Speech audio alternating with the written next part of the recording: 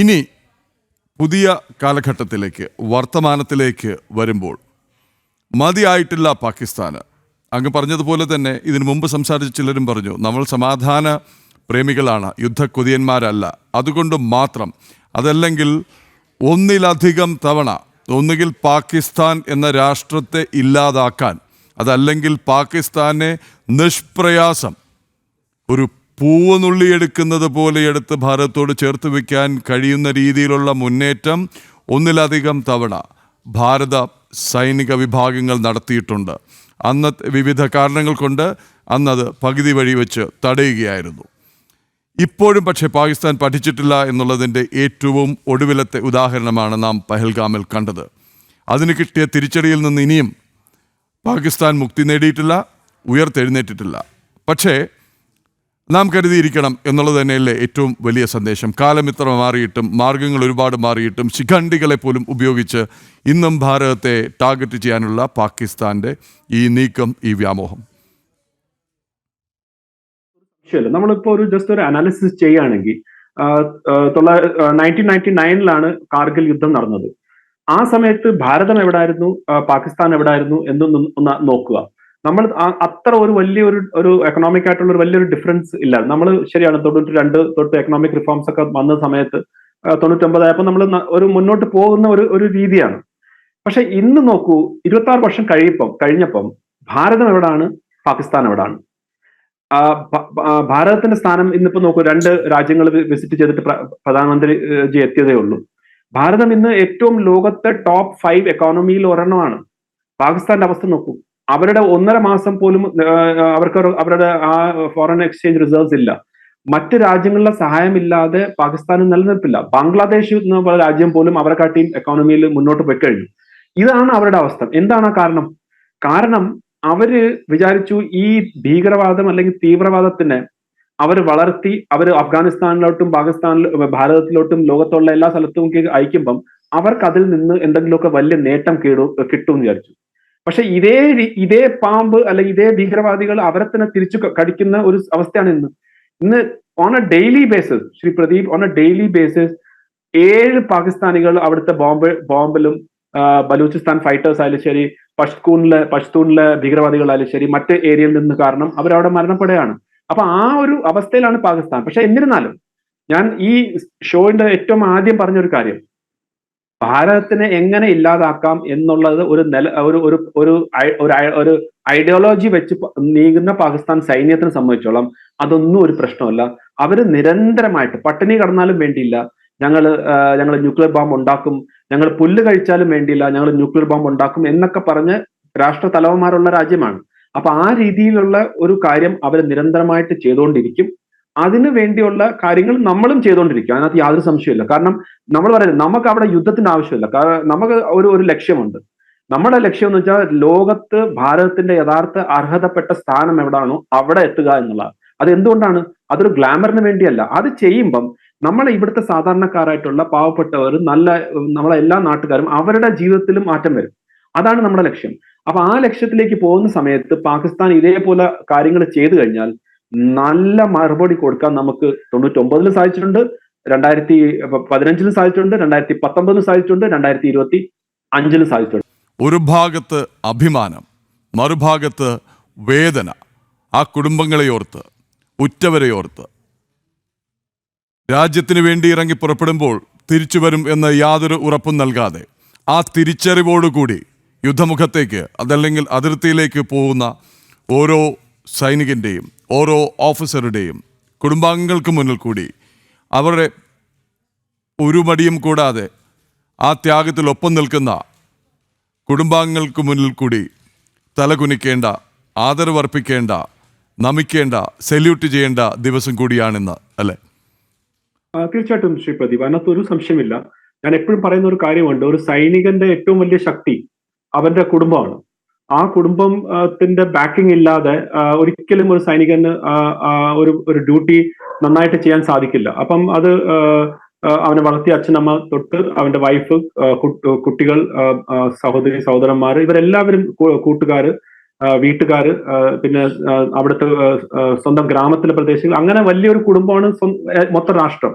അപ്പൊ ആ കുടുംബാംഗങ്ങളുടെ വലിയൊരു റോൾ ഉണ്ട്. കാരണം ഒരു ഒരു ഒരു സൈനികൻ രാജ്യത്തിന് വേണ്ടി സ്വന്തം ജീവൻ ബലി അർപ്പിക്കുമ്പം അത് കഴിഞ്ഞിട്ടുള്ള ജീവിതത്തിൽ മൊത്തം മുന്നോട്ട് പോകുന്നത് ആ കുടുംബമാണ്. അപ്പൊ അവരെ സംബന്ധിച്ചിടത്തോളം ഒരു വലിയൊരു വെല്ലുവിളിയാണ്.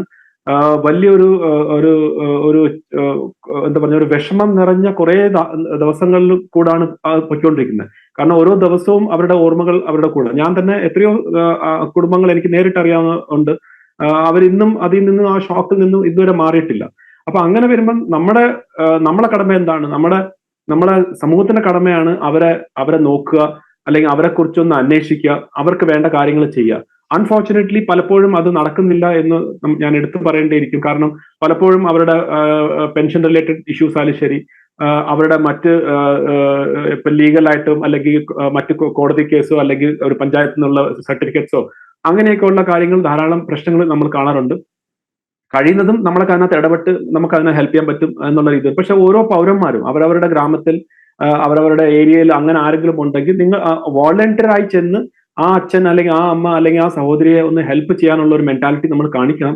അതാണ് നമ്മളെ സംബന്ധിച്ചോളം ഈ സൈനികർക്ക് കൊടുക്കാൻ പറ്റുന്ന ഏറ്റവും വലിയ നമ്മളുടെ ഒരു സല്യൂട്ട് എന്നോ അല്ലെങ്കിൽ നമ്മളൊരു ആദരവെന്ന് പറഞ്ഞാൽ ആ സൈനിക കുടുംബത്തിന് വേണ്ടി നിങ്ങൾക്ക് എന്തെങ്കിലും ചെയ്യാൻ പറ്റുമെങ്കിൽ അതാണ് എനിക്ക് തോന്നുന്നു ഇന്നത്തെ ദിവസം ഏറ്റവും വലിയൊരു ആദരവ് നിങ്ങൾക്ക് ആ സൈനികർ, ആ 527 സൈനികരും അതിനു മുൻപും എത്രയോ സൈനികർ, നമ്മളിപ്പോ നാഷണൽ വാർ മെമ്മോറിയൽ കണ്ടു. അത് തന്നെ നമുക്കറിയാം എത്ര പാടുപെട്ടാണ് ആ നാഷണൽ വാർ മെമ്മോറിയൽ വന്നത്. പണ്ട് നമുക്ക് നാഷണൽ വാർ മെമ്മോറിയൽ ഇല്ലായിരുന്നു. ഇന്നത്തെ സംസ്ഥാന BJP പ്രസിഡന്റ് ശ്രീ രാജീവ് ചന്ദ്രശേഖർജിയുടെയൊക്കെ എത്രയോ വർഷത്തെ പരിശ്രമത്തിന്റെ ഫലമായിട്ടാണ് ഒരു നാഷണൽ വാർ മെമ്മോറിയൽ എങ്കിലും അവിടെ കാണാൻ സാധിച്ചത്. അതിനകത്ത് എല്ലാവരുടെയും പേരുകളുണ്ട്. എന്റെ ബറ്റാലിയനിലെ ഓഫീസേഴ്സും ജവാൻസിന്റെയും പേരിലും അതുപോലെ എത്ര പേരുടെ. അപ്പൊ അവർക്ക് വേണ്ടിയുള്ള ഒരു ആദരവ് നിങ്ങൾക്ക് നൽകാൻ മനസ്സിലൊരിതുണ്ടെങ്കിൽ നിങ്ങൾ അടുത്തുള്ള ഏതെങ്കിലും ഒരു പൂർവ്വ സൈനികർ അല്ലെങ്കിൽ പൂർവ്വ സൈനികരുടെ കുടുംബം, അച്ഛൻ, അമ്മ, ആ സഹോദരി, കുട്ടികൾ, അവർക്ക് വേണ്ടി നിങ്ങൾക്ക് എന്തെങ്കിലും ഒരു സഹായം, അതായത് അവർക്ക് സാമ്പത്തികമായിട്ടോ മറ്റു കാര്യങ്ങളല്ല, നിങ്ങൾ ഏതെങ്കിലും ഒരു ഓഫീസിൽ ഇരിക്കുകയാണ്, അവിടെ ഒരു മുൻ സൈനികർ അല്ലെങ്കിൽ ഒരു സൈനിക കുടുംബമാണ് വരുന്നത്, ഒരു ചെറിയൊരു പരിഗണന, നിങ്ങൾക്ക് എന്താണ് വേണ്ടത്, ഞാൻ ഒന്ന് ഹെൽപ്പ് ചെയ്യാം, ഇത് മാത്രം മതി. ഇതിലപ്പുറം വേറെ ഒന്നുമില്ല. അതാണ് ശ്രീ പ്രദീപ് എനിക്ക് തോന്നുന്നു നമ്മൾ സൈനികരെ സംബന്ധിച്ചോളം, പൂർവ്വ സൈനികരെ സംബന്ധിച്ചോളം ഈ യോദ്ധാക്കൾ, നമുക്ക് വേണ്ടി ജീവൻ അർപ്പിച്ച യോദ്ധാക്കൾക്ക് വേണ്ടിയുള്ള ഏറ്റവും വലിയ ആദരവായിട്ട് ഞാൻ പറയും. ഒപ്പം തന്നെ കേണൽ എസ് ഡിന്നി 1971 എവിടേക്കെന്നില്ലാതെ പോയ 54 പ്രിസണേഴ്സ് ഓഫ് വാർ അഥവാ യുദ്ധത്തടവുകാർ, യുദ്ധം അവസാനിച്ചിട്ടും സമാധാന ഉടമ്പടി നിലവിൽ വന്നിട്ടും ഭാരതത്തിലേക്ക് മടക്കി അയക്കാത്ത 54 പേർ, അവരുടെ കുടുംബങ്ങൾ, അവരെ സംബന്ധിച്ച് യുദ്ധം കഴിഞ്ഞിട്ടില്ല, അവരുടെ കാത്തിരിപ്പ് കഴിഞ്ഞിട്ടില്ല. കാലത്തിൻ്റെയും ലോജിക്കിൻ്റെയും കണക്ക് നോക്കിക്കഴിഞ്ഞാൽ ഇനി മടങ്ങി വരില്ല എന്നും അറിയാം. അവരെ കൂടി, അവരുടെ ആ കുടുംബങ്ങളെ കൂടി ഈ ദിവസത്തിൽ നമുക്ക് അനുസ്മരിക്കാം. കേണൽ ജിന്നി. തീർച്ചയായിട്ടും ശ്രീ പ്രദീപ്, അതിനകത്തൊരു സംശയം. അതെനിക്ക് തോന്നുന്നു നമ്മളെ ഒരു കളക്റ്റീവ് ഫെയിലിയർ ആയിട്ടാണ് ഞാൻ അതിനെ കാണുന്നത്. നമ്മളെ രാജ്യത്തിന്റെ ഒരു കളക്റ്റീവ്, നമ്മുടെ രാജ്യത്തിൽ ഒരു കളക്റ്റീവ് ഫെയിലിയർ തന്നെയാണ്. അതായത് നമ്മളെ സൈനികർ, 54ഓളം സൈനികർ, അതിനകത്ത് പലരും മരിച്ചു പോയിട്ടുണ്ട് എന്നാണ് പിന്നീട് നമ്മൾ അറിയുന്നത്. പക്ഷെ എന്നിരുന്നാലും അവര് പാകിസ്ഥാന്റെ കസ്റ്റഡിയിൽ ഇരുന്നിട്ട് നമുക്ക് അവരെ മോചിപ്പിക്കാൻ സാധിച്ചില്ല എന്ന് പറയുമ്പം അത് വലിയൊരു ഞാനൊരു ഫെയിലിയർ ആയിട്ടാണ് കാണുന്നത്. കാരണം 1971 യുദ്ധം കഴിഞ്ഞ് നമുക്ക് 93,000 പ്രിസണേഴ്സ് നമ്മളെ കയ്യിലുണ്ടായിരുന്നു. പാകിസ്ഥാന്റെ പ്രിസണേഴ്സ് നമ്മളെ കയ്യിലുണ്ടായിരുന്നു. എന്നിട്ടാണ് നമ്മൾ ഈ സൈനികർ, അതിനകത്ത് പലരും പൈലറ്റ്സ് ആണ്, അവര് ഫ്ലൈ ചെയ്ത് അവരുടെ എയർക്രാഫ്റ്റ് ക്രാഷ് ആവുന്നത് പാകിസ്ഥാനിലാകുമ്പോൾ അവരെ കൊണ്ടുപോയതാണ്. അവരൊക്കെ ബ്രില്യന്റ് ആയിട്ടുള്ള ആളുകളാണ്. എത്രയോ സൈനികർ, എത്രയോ പേര് പിന്നീട് പലപ്പോഴും അവരുടെ അമ്മമാരും അച്ഛനൊക്കെ അവിടെ പോയി അന്വേഷിക്കുകയൊക്കെ ചെയ്യുന്നെങ്കിൽ നമുക്കറിയാം ഒരിക്കലും പാകിസ്ഥാൻ അതിനെ ഫേക്ക് ആയിട്ടുള്ള രജിസ്റ്റർ കാണിക്കും, ഇവിടെ ആരും ഇല്ല എന്ന് കാണിക്കും. പക്ഷെ പാകിസ്ഥാന്റെ ഉള്ളിൽ തന്നെ ഉള്ള ആളുകൾ എത്രയോ പ്രാവശ്യം പുറത്തു വന്ന് പറഞ്ഞിട്ടുണ്ട്, ഞാൻ ജയിലിൽ കിടന്ന ആളുകൾ, എന്റെ തൊട്ടപ്പുറത്തെ സെല്ലിൽ ഞാൻ രാത്രി മൊത്തം കരച്ചിൽ കേൾക്കുമായിരുന്നു, ഇത് ഭാരതത്തിന്റെ എന്താ പറഞ്ഞ പബ്ലിഷ് ചെയ്യാത്ത പ്രിസണേഴ്സ് ആണ് എന്ന് പറഞ്ഞിട്ടുണ്ട്. പക്ഷെ നമുക്ക് അവരെ കൊണ്ടുവരാൻ സാധിച്ചിട്ടില്ല. അത് 1971 തൊട്ടുള്ള ഒരു ഫെയിലിയർ ആയിട്ട് തന്നെയാണ്. അതിനകത്ത് നമുക്ക് യാതൊരു സംശയമില്ല. പക്ഷെ ഒരു സൈനികൻ എന്ന നിലയിൽ ഇതൊക്കെ നമ്മൾ സൈന്യത്തിന് ജോയിൻ ചെയ്യുമ്പോൾ ഇതെല്ലാം ഫേസ് ചെയ്യാൻ വേണ്ടി തന്നെയാണ് പോകുന്നത്.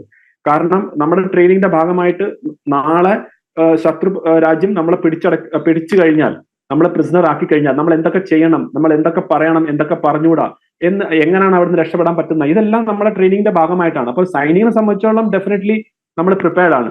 പക്ഷെ ആ ഒരു കുടുംബത്തിനെ സംബന്ധിച്ചോളം ഇത്ര വർഷങ്ങളായിട്ട് ഇപ്പൊ അവരുടെ അച്ഛനും അമ്മയൊക്കെ പലരും മരിച്ചുപോയി, പലരും വളരെ വയസ്സായിട്ടുള്ള ആളുകളാണ്. പക്ഷെ അവരെ സംബന്ധിച്ചോളം അവരുടെ ജീവിതത്തിൽ ഒരു നല്ലൊരു പങ്ക് അവർ ഈ കുട്ടി എന്റെ മോൻ തിരിച്ചു വരും എന്നുള്ള ഒരു ആശയിലാണ് ജീവിച്ചത്. അവിടെയാണ് ഞാൻ ആദ്യം പറഞ്ഞ പോലെ നമ്മുടെ രാജ്യത്തിന്റെ തന്നെ ഞാൻ ആ ഒരു ഗവൺമെന്റിന്റെ ഇന്നത്തെ ദിവസം എടുത്ത് അങ്ങനെ ഒരു പേരെടുത്ത് ഞാൻ പറയാൻ ആഗ്രഹിക്കുന്നില്ല. പക്ഷെ എന്നിരുന്നാലും അതൊരു ഫെയിലിയർ ആയിട്ട് തന്നെയാണ് ഞാൻ കാണുന്നത്, ശ്രീ പ്രദീപ്.